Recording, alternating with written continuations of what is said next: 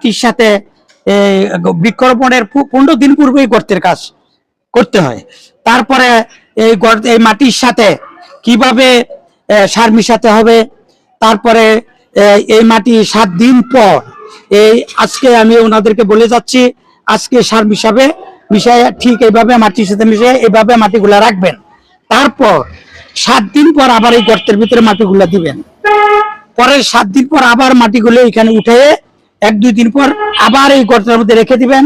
তারপরে ঠিক মাঝখানে আপনারা যে চারাটা পাবেন, এই চারাটা পলি ব্যাগে থাকলে পলি ব্যাগ কেটে সুন্দর করে যতটুকু পলি ব্যাগ থাকে ততটুকু মাটি দিবেন। আর অবশ্যই জায়গাটা একটু উঁচু থাকে যেন, আর নাহলে পানি জমবে।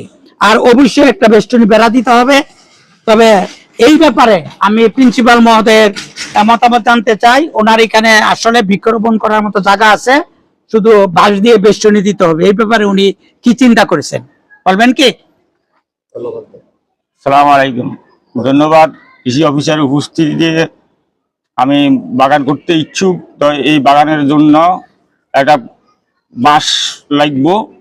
ম্যানেজিং কমিটির সাথে আলোচনা করে কিভাবে আমার বেষ্টনী দিতে হয়, আমি বেষ্টনীর ব্যবস্থা করবো ইনশাল্লাহ। আমার মনটা খুশি হইলে যে গাছ লাগানো অফিসের স্যার আসছেন, কৃষি স্যার, ওনাকে আমি আন্তরিকভাবে ধন্যবাদ জানাই, আন্তরিকভাবে মোবারকবাদ জানাই যে এই বাগান করার জন্য, সারগুলো ব্যবস্থা করে দেওয়ার জন্য, এবং মাদ্রাসার আঙ্গিনে একটা ফুলের বাগান করার জন্য, ফলের বাগান করার জন্য আমার একান্ত ইচ্ছা।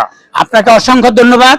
তবে আপনাদেরকে আমি আরো ধন্যবাদ জানাচ্ছি যে আপনারা গতকাল প্রস্তুতিমূলক বৃক্ষরোপণের প্রস্তুতিমূলক সভা আজকে আপনারা আমাকে বিশেষ করে আমন্ত্রণ জানিয়েছেন।